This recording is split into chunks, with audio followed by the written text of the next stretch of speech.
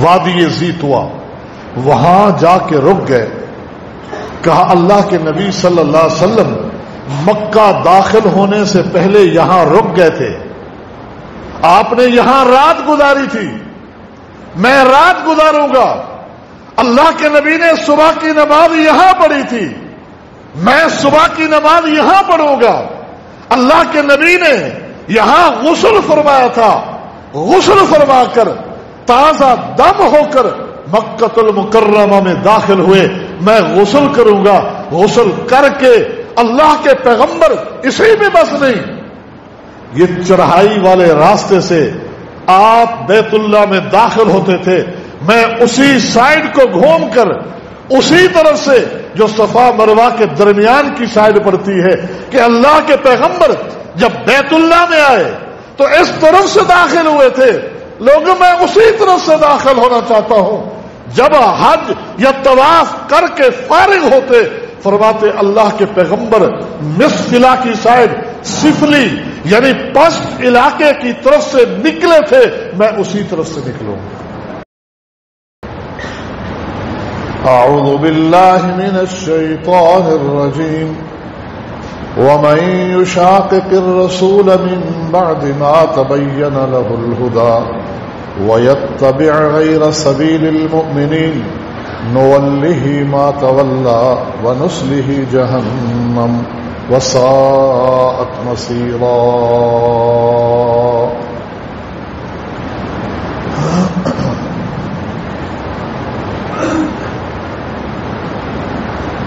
حمد و ثنا اور درود و سلام کے بعد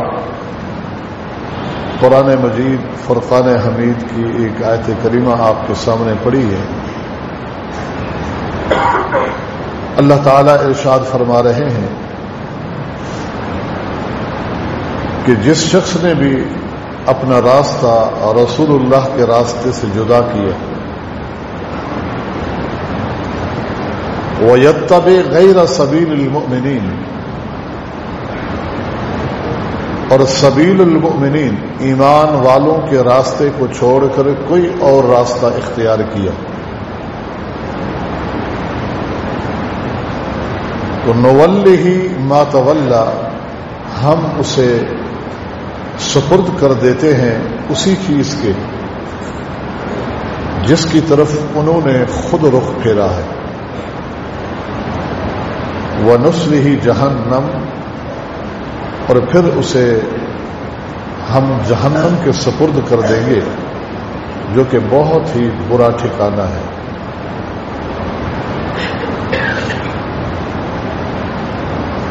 اس آیت کے تحت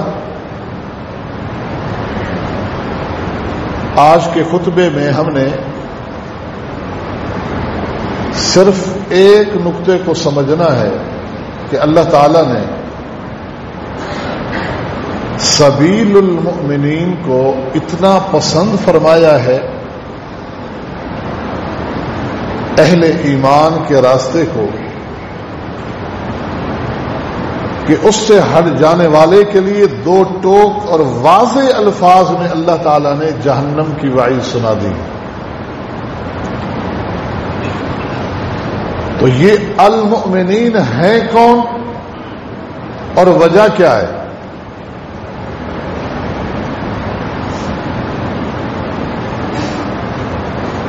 جب قرآن مجید کی یہ آیات نازل ہو رہی ہیں تو اس وقت روئے زمین پر ایمان والوں کی جماعت وہ جماعت ہے جنہیں آج ہم صحابہ کرام رضوان اللہ علیہم اجمعین کے لقب سے ملقب کرتے ہیں.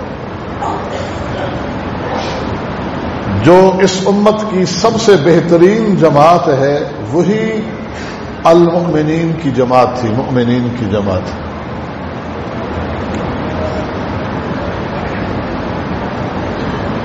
وہی لوگ تھے کہ جن کے ہدایت پر ہونا، جن کا اس امت کا سب سے بہترین طبقہ ہونا، اس کی شہادتیں نبی علیہ الصلاۃ والسلام کی زبان سے بھی بارہا اور مختلف انداز اور پیرایوں میں ہمارے سامنے آ چکی ہے. یہ صحابہ کرام رضوان اللہ علیہم اجمعین کہ ان کی راہ کو اختیار کرے.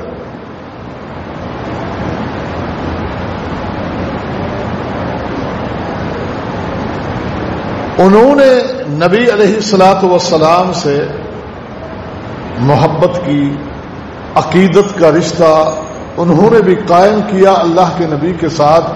آج ہمارا بھی محبت اور عقیدت والا رشتہ قائم ہے.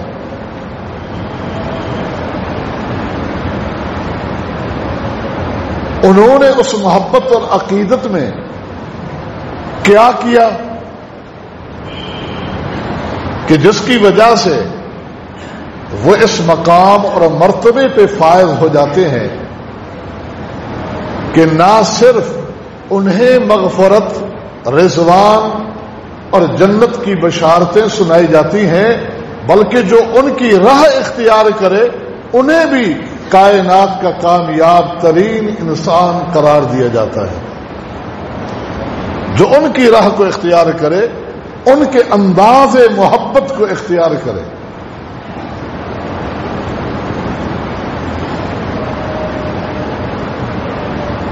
مجھے معلوم ہے کہ مسلسل یہاں ایک موضوع صحابہ کرام کے حوالے سے تفصیلی چل رہا ہے، لیکن میں نبی علیہ الصلاۃ والسلام کے ساتھ صحابہ کرام کی محبت کے چند مظاہر، اس کے نمونے، اس کی مثالیں آپ کے سامنے رکھنا چاہتا ہوں کہ جن سے ہم رہنمائی لیں کہ یہ ہے وہ محبت جس کو اللہ پسند فرماتا ہے. ہم محبت کا اظہار کس طرح کرتے ہیں، کس انداز سے، قول و عمل کس شکل میں، اور ان کی محبت کے مظاہر کیا ہیں، انہوں نے کس طرح ظاہر کیا ہے.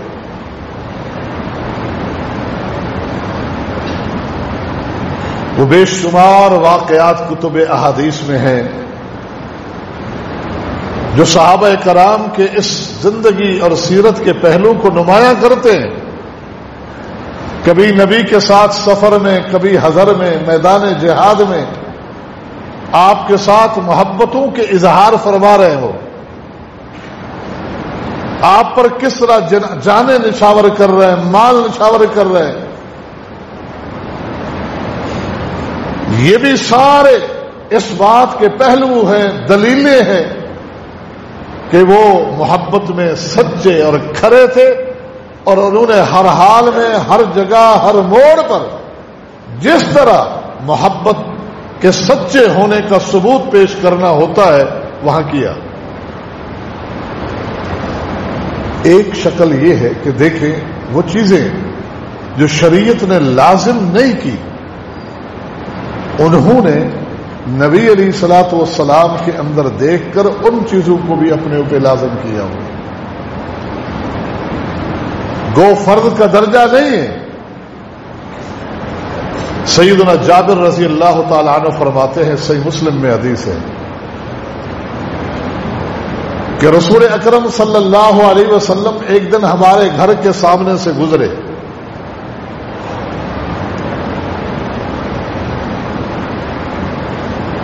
مجھے دیکھا، مجھے آپ نے اشارہ کیا، اشارے سے بلایا اور میں آپ کی طرف چلا گیا تو آپ نے میرا ہاتھ پکڑا اور مجھے ساتھ لے گئے. کہاں گئے؟ آپ امہات المؤمنین میں سے کسی ایک کے حجرے کے باہر تشریف لے گئے. مجھے روکا، آپ اندر تشریف لے گئے. پردے کا حکم دے کر مجھے اندر آنے کو کہا. میں اندر گیا، آپ میرے ساتھ بیٹھ گئے اور آپ نے ام المؤمنین کو آواز دی، حل من طعام، اور ایک روایت میں حل من غدا، کھانے کو کچھ ہے گھر میں؟ تو ام المؤمنین رضی اللہ عنہا نے فرمایا جی ہاں. جو کے آٹے کی 3 روٹیاں پیش کی انہوں نے، 3 روٹیاں. تو نبی علیہ الصلوۃ والسلام نے پھر آواز لگائی، حل من ادمن، کسی طرح کا گھر میں کوئی سالن بھی ہے یا نہیں ہے؟ تو آواز آئی لا سالن نہیں ہے، ہاں الا شیء من الخل، سرکہ تھوڑا سا ہے، سرکہ تو ہے گھر میں، سالن نہیں ہے۔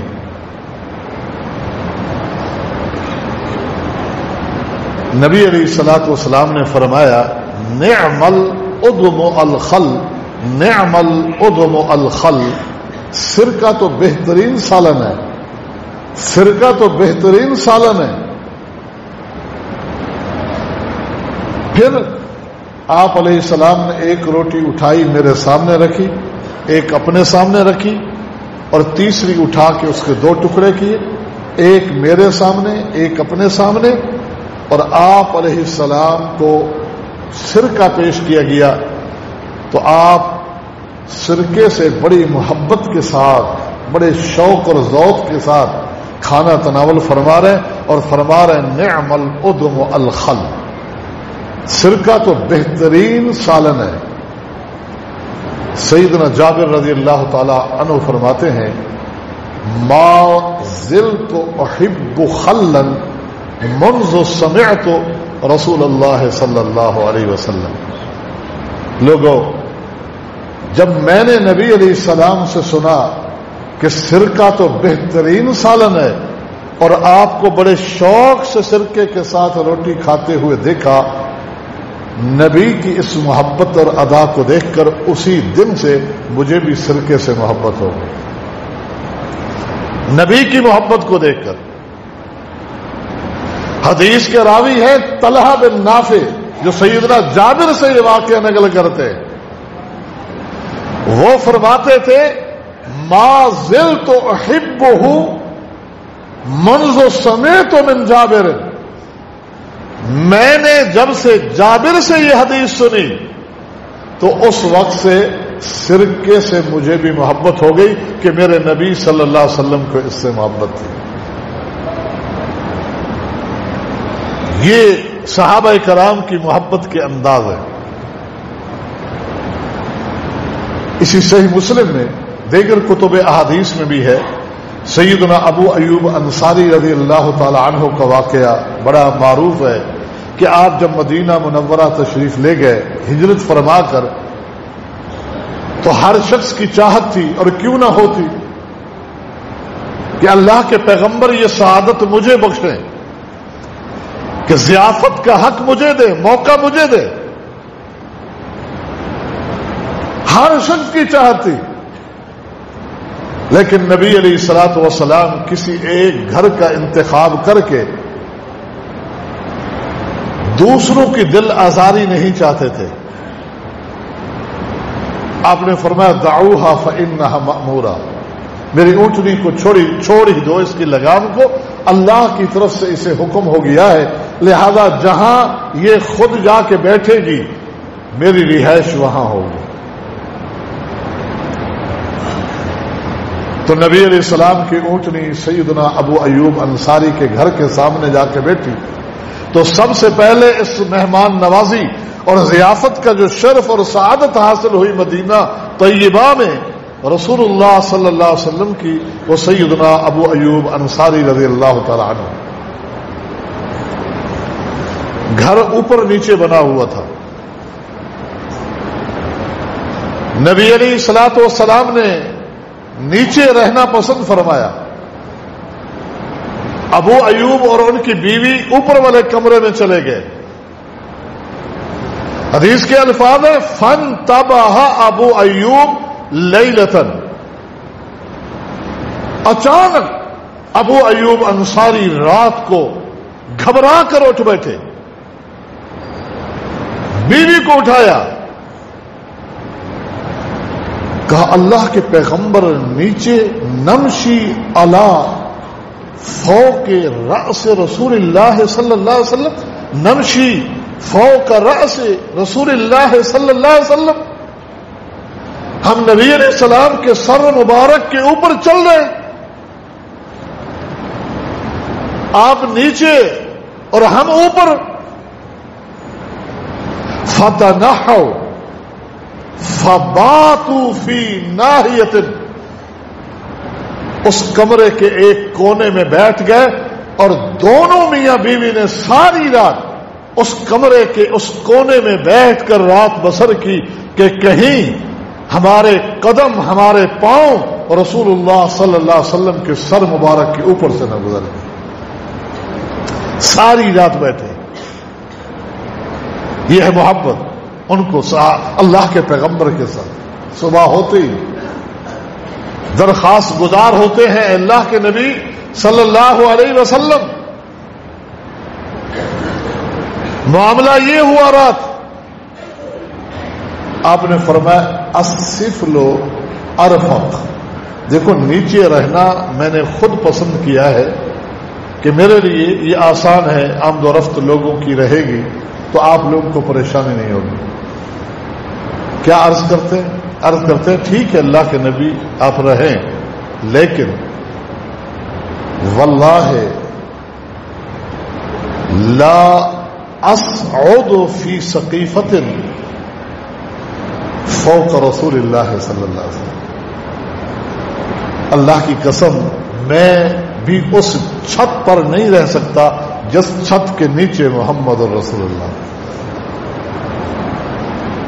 میں بھی پھر ایک سائڈ ہو جاؤں, علیحدہ ہو جاؤں گا, اس چھت پہ میں نہیں رہ سکتا. تو آپ صلی اللہ علیہ وسلم نے خود ہی خوشی سے اوپر جانا پسند فرما لیا.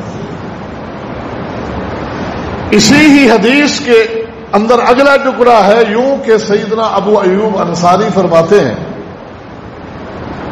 ہم جب گھر کا کھانا تیار کرتے تو سب سے پہلے پورا کا پورا کھانا ہم رسول اللہ صلی اللہ علیہ وسلم کی خدمت اقدس میں پیش کرتے تھے. آپ تناول فرماتے, جتنا آپ نے تناول فرمانا ہوتا, جب کھانا واپس پلٹ کے آتا تو ہم دیکھتے کہ رسول اللہ صلی اللہ علیہ وسلم کی انگلیاں آپ کے ہاتھ مبارک کہاں کہاں سے لگے ہوئے ہیں, وہاں سے ہم کھانا اٹھا کے کھایا کرتے تھے. دیکھیں ایک ایک چیز کے اندر محبت کا اظہار ہو رہا ہے.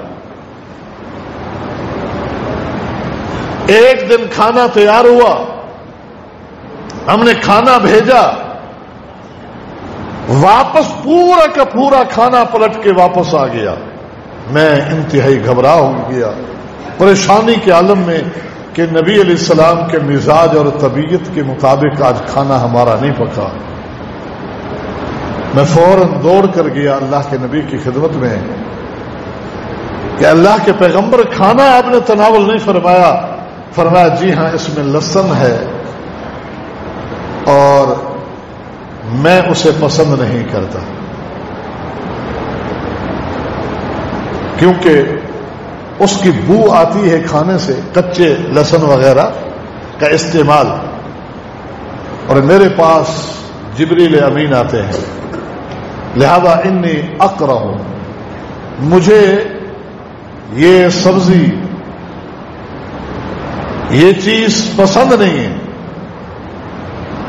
تو آگے تو جو ہوا سو ہوا, لیکن ابو ایوب فرماتے ہیں انی اکرہ ما تکرہ.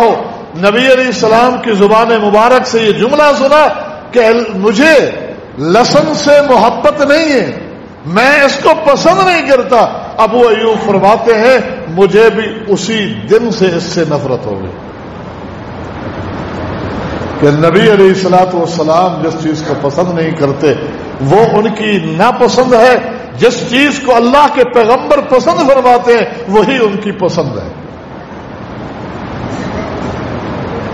اور سیدنا انس بن مالک کا واقعہ تو اس سے بھی زیادہ معروف ہے کہ بخاری اور مسلم میں خود بیان فرماتے ہیں کہ ایک درزی نے نبی علیہ السلام کی دعوت کی. ان خیاطا دعا رسول اللہ صلی اللہ علیہ وسلم لطعام صنعه. ایک درزی نے دعوت کی اللہ کے نبی صلی اللہ علیہ وسلم کی. فذهبت مع رسول اللہ صلی اللہ علیہ وسلم, میں بھی رسول اللہ صلی اللہ علیہ وسلم کے ساتھ گیا. تو اس شخص نے نبی علیہ الصلوۃ والسلام کو جو کھانا پیش کیا، فقرب الى رسول اللہ صلی اللہ علیہ وسلم خبزا من شعیر، جو کی روٹیاں پیش کی، وَأُدُمًا وَمَرَقًا فِيهِ دُبَّا وَقَدِيد، اور ایک شوربے والا سالن پیش کیا جس میں لوکی کے قتلے اور خشک گوشت، سوکھے گوشت کے ٹکڑے تھے۔ اس طرح لوکی اور خشک سوکھے گوشت کے ٹکڑوں سے شوربے والا بنایا ہوا سالن اس نے جو کی روٹیوں کے ساتھ ہمارے سامنے پیش کیا۔ تو فرأیت رسول اللہ صلی اللہ علیہ وسلم یتتبع الدبا، میں نے دوران طعام دیکھا کہ رسول اللہ صلی اللہ علیہ وسلم اس سالن میں سے لوکی کے قتلے تلاش کر رہے ہیں۔ ایک کام تو یہ کیا کہ لوکی کے قتلے نبی علیہ السلام کی طرف کرتے گئے، اور دوسرا فرماتے ہیں لم ازل احب دبا منذ رأیت رسول اللہ صلی اللہ علیہ وسلم، جب میں نے نبی علیہ السلام کو اس طرح دیکھا کہ آپ لوکی کے سالن کو پسند فرماتے ہیں، تو اس دن سے مجھے بھی لوکی سے محبت ہو گئی۔ کیسی محبت کہ فرماتے ہیں گھر میں کہہ رکھا تھا کہ جو بھی سالن بناؤ اگر ممکن ہو اس وقت لوکی کے قتل شامل کرنا تو کچھ کر دینا۔ اور ایک دن لوکی، یہ ایک سبزی ہے، اس کو سامنے رکھ کر فرما بھی رہے ہیں کہ تو عام سبزیوں کی طرح ایک سبزی ہے، لیکن کیا کروں، تجھے میرے نبی نے پسند کیا ہے، مجھے بھی تجھ سے محبت ہو گئی۔ یہ ہے ان لوگوں کی محبت کا اظہار، محبت کے مظہر۔ سیدنا عبداللہ بن عمر رضی اللہ تعالی عنہما نبی علیہ الصلوۃ والسلام کی اس دنیا فانی سے چلے جانے کے بعد حج بیت اللہ کی زیارت اور حج بیت اللہ کی خاطر جاتے ہیں قافلے کے ہمراہ۔ امام بخاری نے کتاب المساجد میں مساجد کے بیان میں ایک تفصیلی حدیث اس حج سے متعلق مساجد کے بیان میں ذکر کی ہے۔ کیوں ذکر کی؟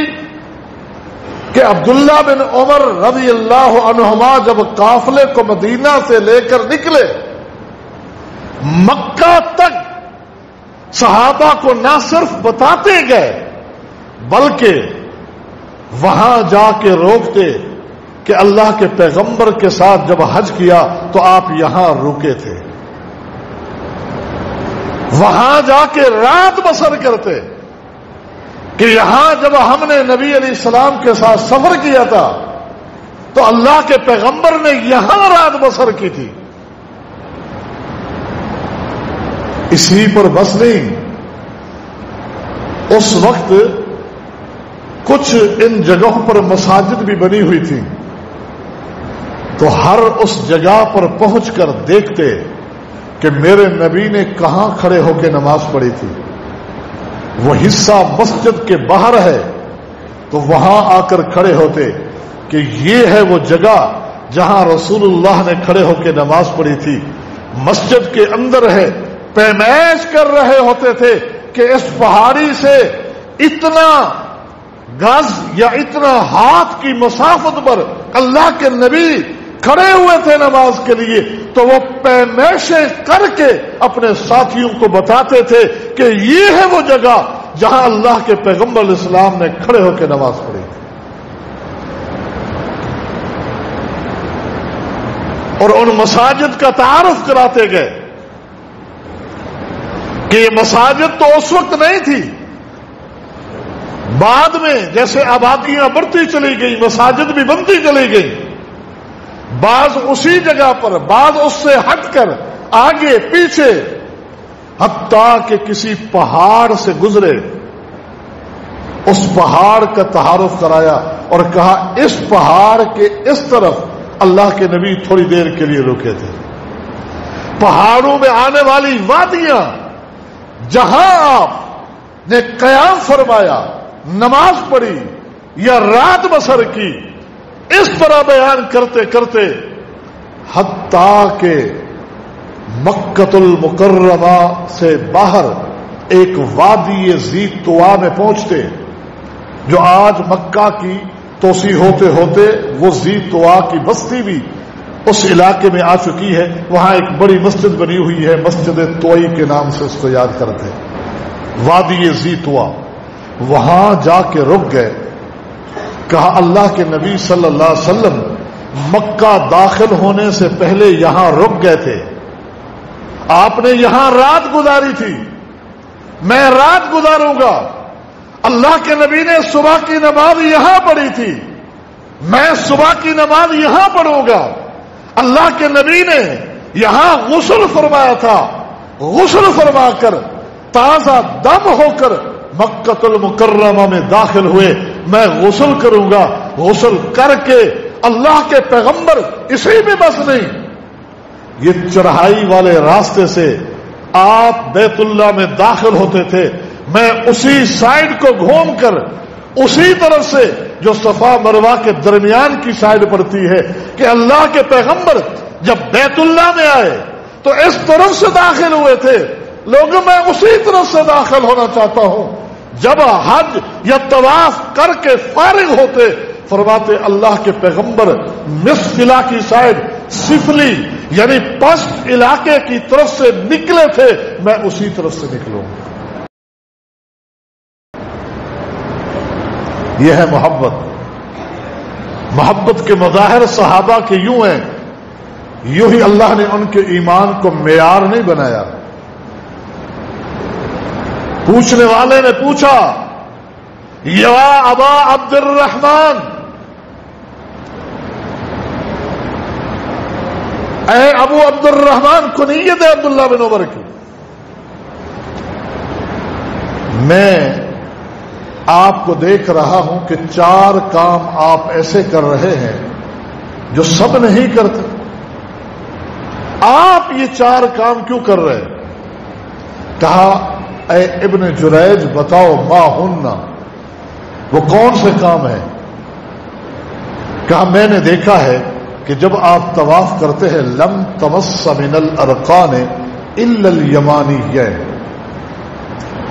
جب آپ بیت اللہ کا طواف کر رہے ہوتے ہیں تو رکن یمانی پہ آ کے اسے بھی چھوتے ہیں اور حجر اسود والے کونے پہ بھی آ کے بوسہ لیتے ہیں، اس کے علاوہ بیت اللہ کے کسی کونے کو ہاتھ بھی نہیں لگاتے۔ آپ لوگوں کو دیکھ رہے ہیں کہ کوئی کہیں چمٹا ہوا ہے، کوئی کہیں چمٹا ہوا ہے، آپ کو نوٹ کیا ہے کہ بیت اللہ کے ان 2 کونوں کے سوا آپ کسی کو ہاتھ نہیں لگاتے طواف کے دوران۔ کہا اور کہا دوسری چیز یہ ہے کہ ہم نے آپ کو دیکھا کہ جب آپ مکہ میں ہوتے ہیں اور حج کے لیے روانہ ہونا ہو تو یوم الترویہ 8 ذی الحج کو آپ تلبیہ پکارتے ہیں جب احرام باندھتے ہیں اور مینا کی طرف جاتے ہیں، جبکہ لوگوں کو دیکھا ہے کہ ذی الحج کا چاند نظر آتے ہی لبیک اللہم لبیک کی صدائیں بلند کرنا شروع کر دیتے ہیں، لیکن آپ کو دیکھا ہے کہ یوم الترویہ 8 ذی الحجہ سے پہلے لبیک آپ نہیں کہتے، احرام باندھتے ہیں لبیک پکارتے ہیں۔ کہا اور یہ دیکھا ہے کہ ہمیشہ جوتے یہ لباس کا حصہ ہے، جس طرح لباس بدلتے رہتے ہیں، کبھی کسی ڈیزائن کا، کبھی کوئی لیکن آپ کو ہمیشہ سے ایک ہی طرح کا جوتا پہنتے ہوئے دیکھا ہے جسے سبتی جوتا کہا جاتا ہے، چمڑے کا وہ جوتا جس پر بال وغیرہ چمڑے کے ختم کر دیے گئے ہوں۔ اب سبتی جو ایک ہی قسم کا ہمیشہ، یہ کوئی احکام شریعت نہیں ہے، آپ ہمیشہ ایک طرح کا جوتا پہنتے ہوئے آپ کو دیکھا گیا ہے۔ فرمایا اور چوتھی چیز کہا آپ کے بال جو سفید ہوتے ہیں آپ رنگ لیتے ہیں، بال سفید نہیں آنے دیتے۔ تو کہا بس؟ جی ہاں بس۔ کہا سنو اب جواب پہ غور کرے۔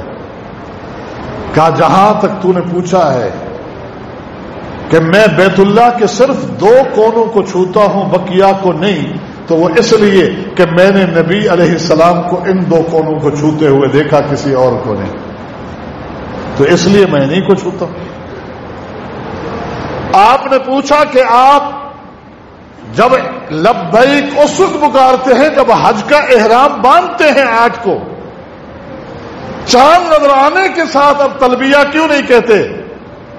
کہا نبی علیہ السلام کے ساتھ جتنے بھی سفر کیے، آپ جب احرام باندھ کر سواری پہ بیٹھتے تب لبیک اللہم لبیک پکارتے، تو اس لیے میں بھی جب احرام باندھتا ہوں اسی وقت لبیک پکارتا ہوں، اس سے پہلے نہیں پکارتا۔ جہاں تک معاملہ ہے جوتے کا، پہنا جا سکتا ہے جیسے بھی پہنو، منع نہیں ہے، لیکن میں نے دیکھا اللہ کے پیغمبر اس طرح کے جوتے کو پسند کرتے تھے تو میں نے بھی اس طرح کا جوتا پہننا پسند کر لیا۔ جہاں تک ہے داڑھی وغیرہ کے بالوں کو رنگنے کا، نبی علیہ السلام کے چند بال سفید تھے تھوڑی پر اور کچھ سائڈوں میں، میں نے نبی علیہ السلام کے بالوں کو کبھی سفید نہیں دیکھا، یہی دیکھا کہ زرد ہوا کرتے تھے، رنگے ہوئے ہوا کرتے تھے۔ اس کی علل دیگر احادیث میں کسی نے مہندی بتائی، کسی نے خوشبو کا کثرت سے استعمال بتایا کہ اتنا لگاتے کہ وہ زرد ہوتے لیکن سفید نہیں ہوتے تھے، رنگے ہوتے تھے۔ تو میرا بھی جو بھی بال سفید ہوتا ہے میں اس کو رنگ لیتا ہوں کہ میرے نبی اپنے بالوں کو رنگ لیتے تھے۔ اب چاروں سوالوں کے جواب پہ غور کریں کہ صحابی رسول کے سوالات کے جوابات کیسے ہیں۔ یہ سب اس تعلق، اس ناطے اور اس عقیدت اور محبت والے رشتے کو ظاہر کرتے ہیں۔ یمن سے آیا ہوا ایک شخص حجر اسود کے بارے میں معلومات لے رہا ہے، یہی ابن عمر ہے۔ عبداللہ یہاں رش لگا ہوا ہو تو انہوں نے حدیث سنا دی نبی علیہ الصلوۃ والسلام کی۔ نبی علیہ السلام حجر اسود کا بوسہ لیتے یا استلام ہوتا تھا۔ انہوں نے کہا کہ میں سمجھ گیا یہ بات، لیکن اگر یہاں سے گزرتے ہوئے بھی دھکم پیلی ہو اور مجھے یہاں سے دھکے کی شکل میں آگے جانا پڑ جائے، تو سیدنا عبداللہ بن عمر نے پھر کہا کہ اللہ کے نبی صلی اللہ علیہ وسلم حجر اسود کا استلام کرتے تھے۔ اس نے کہا جی ہاں، میں اس صورت میں پوچھ رہا ہوں کہ اگر میں وہاں آؤں اور اس قدر ازدحام ہو جائے کہ مجھے استلام کا موقع نہ مل سکے تو پھر کیا کروں؟ غصے میں آئے کہ اجعل ارعیت بالیمن، یہ اگر مگر کی باتیں اپنے یمن میں رکھ کے آیا کرو، میں نے اللہ کے پیغمبر کو یہ کرتے ہوئے دیکھا ہے، میں یہی بتا سکتا ہوں کہ میرے نبی نے ایسا کیا۔ یہ اگر مگر یہاں لے کے نہیں آیا کرو۔ اجعل ارعیت بالیمن، اللہ کے نبی کی حدیث کے مقابلے میں اگر مگر نہیں چلتا، بس اللہ کے پیغمبر کی حدیث ہے، ہم نے یہ کرنا ہے، یہ سوچ کے لینا ہے۔ اگر پہلے ہی فرضی سوالات ہم کرنے لگ جائے تو پھر ممکن ہے ایسا بھی ہو جائے۔ تو یہ اگر مگر کی کہانیاں ہمارے سامنے نہ رکھو۔ یہ ہے وہ جماعت جن کے اللہ تعالیٰ نے ایمان کو ایسا پسند کیا کہ انہیں المؤمنین بھی کہا، اور ان کے سبیل اور ان کے راستے کو چھوڑنے والے کو براہ راست دو ٹوک الفاظ میں جہنم کی وعید بھی سنائی ہے کہ جس طرح ایمان لانے کی محبت کی ان کی ادائیں تھی، اس طرح تم بھی اللہ کے پیغمبر کے ساتھ محبت کا اظہار کیا کرو. اپنے انداز کو دیکھو تم کیا کر رہے ہو. سیدنا ابو بکر صدیق رضی اللہ تعالی عنہ نبی علیہ السلام کی اس کائنات سے، دنیا فانی سے چلے جانے کے بعد، وفات کے بعد، بڑی تفصیلی بڑا واقعہ ہے کہ جب یہ معاملہ آیا کہ جیش اسامہ بن زید کے لشکر کو، جسے اللہ کے نبی تیار کر کے روانہ کر چکے تھے، شہر مدینہ سے باہر نکل چکے تھے، لیکن آپ کی بیماری کی شدت سن کر رک چکے تھے کہ اب انہیں نہ بھیجا جائے. کئی علتیں تھیں. ایک تو یہ کہ دشمن بڑا مضبوط ہے، نبی علیہ السلام کا دور کچھ اور تھا. تیسرا یہاں کے حالات کو دیکھا جائے، آپ کے اس دنیا فانی سے رخصت ہونے کے بعد یہاں حالات کیسے پیدا ہوتے ہیں. یہ سارے بڑے بڑے جلیل القدر صحابہ، تجربے کار صاحب علم لوگ چلے گئے، ہم کس سے مشاورت کریں گے؟ ابو بکر کو چاہیے کہ اب ان کو روک لے. اس طرح کی ہوتی ہوئی باتیں سنی. ابو بکر نے مسجد نبوی میں لوگوں کو جمع کیا اور خطاب کیا اور فرمایا، لوگوں میں نے اس طرح کی باتیں سنی ہے، سنو. لو ظننت ان السباء تخطفنی لانفضت بعث اسامۃ کما امرہ رسول اللہ صلی اللہ علیہ وسلم. کہ تم اس طرح کی باتیں کر رہے ہو، یہاں کے حالات کیسے ہوتے ہیں، پتہ نہیں فتنے کھڑے ہو جائیں، ان کو کنٹرول کون کرے گا؟ میں نے سن لیا ہے. اگر یہاں کے حالات اس قدر بگڑ جائیں کہ مجھے یقین ہو جائے کہ جنگل کے درندے ابو بکر کو چیر پھاڑ کے کھا جائیں گے، مجھے یقین ہو، مجھے یہ برداشت ہے، لیکن جیش اسامہ کے لشکر کو بھیجوں گا جس طرح اللہ کے پیغمبر نے ان کو جانے کا کہا. وَلَوْ لَمْ يَبْقَ فِي الْقُرَىٰ غَيْرِي لَأَنفَذْتُ. تم ساری میرا ساتھ چھوڑ دو، آس پاس کی بستیوں میں رہنے والے سارے لوگ ہٹ جائیں، دشمن بن جائیں. اللہ کی قسم ابو بکر اکیلا ان سب کا مقابلہ کرے گا، لیکن اس لشکر کے ایک ایک سپاہی کو جس کو جانے کا اللہ کے پیغمبر نے کہا ہے، ابو بکر اس کو نہیں روکے. ابو بکر کا عزم دیکھا. لوگوں نے بھی کہا کہ ٹھیک ہے، ہونا چاہیے. عمر کے پاس جمع ہوئے کہ عمر، ابو بکر تو کافی جذبات میں ہیں، ٹھیک ہے ان کے فیصلہ کو ہم قبول کرتے ہیں، لیکن ایک رائے ہے جو آپ ہی دے سکتے ہیں ابو بکر. کیا انہیں کہیں کہ اللہ کے نبی کا دور جو تھا وہ اور تھا، آپ کا ہونا روب، آپ کا نام کافی تھا، لہذا اب وہ حالات نہیں رہے. اور سپہ سالار جو ہے وہ اسامہ بن زید ہیں، جو کم عمر غیر تجربے کار صحابی ہیں. سپہ سالار بدل دیا جائے، امیر کو بدل دیا جائے، کسی بزرگ بڑی عمر والے تجربے کار صحابی کو سپہ سالار بنا دیا جائے، تاکہ وہ صحیح معنی قیادت کر سکے اور دشمن کا مقابلہ کر سکے اور کروا سکے، اپنی فوج کے ساتھ اپنے لشکر کو لے کے جا سکے. عمر کو یہ بات سمجھ میں آ گئی. اکیلے میں ابو بکر کے پاس گئے.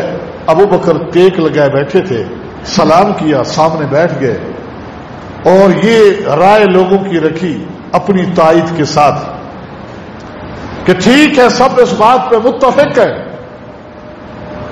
آپ بھیجیں، ضرور بھیجیں، لیکن اس سپہ سالار کو تبدیل کر دیں. یہ کم عمر غیر تجربے کار بچہ ہے. اچھل کے ابو بکر اٹھے. طبری کی روایت کے الفاظ ہیں کہ اب عمر کی داڑھی پہ یوں ہاتھ رکھا اور کہا، یبن الخطاب ثقلت السواقل، اے خطاب کے بیٹے تم مر جائے اور تجھ پہ رونے والیاں روئے. کیا کہہ رہا ہے؟ جس کو میرے نبی نے امیر بنایا، ابو بکر کون ہوتا ہے اس عہدے سے معزول کرنے والا؟ عمر نہیں پڑھا تو نے قرآن کہ وما کان لمؤمن ولا مؤمنۃ اذا قضى الله ورسوله امرا ان يكون لهم الخيرة من امرهم، کہ کون مومن ہے، کون مومنہ عورت ہے کہ اللہ کے اور اللہ کے پیغمبر کے کیے ہوئے فیصلے کو بدل سکے. یہ ہے ان کی محبتوں کی اظہار کی شکلیں اللہ کے پیغمبر کے ساتھ. جلوس نہیں، دھرنے نہیں، لوگوں کے املاک کو تباہ کرنا نہیں، اپنے ملک کی معیشت کو برباد کرنا نہیں. محبت کے اظہار کی ان شکلوں کو اپناؤ، حالات خود بدلتے چلے جائیں گے.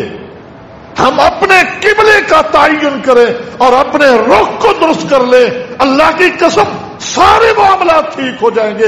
حکمران بھی خود بخود صراط مستقیم پہ چلنے والے بن جائیں گے. لیکن جب ہم نے اپنے قبلے درست نہ کیے تو پھر اس طرح کی سزائیں ہم پر آتی رہیں گی. اللہ مجھے اور آپ کو صحیح معنی قرآن و سنت کی فہم بھی عطا فرمائے اور عقیدے اور عمل کی بھی اسی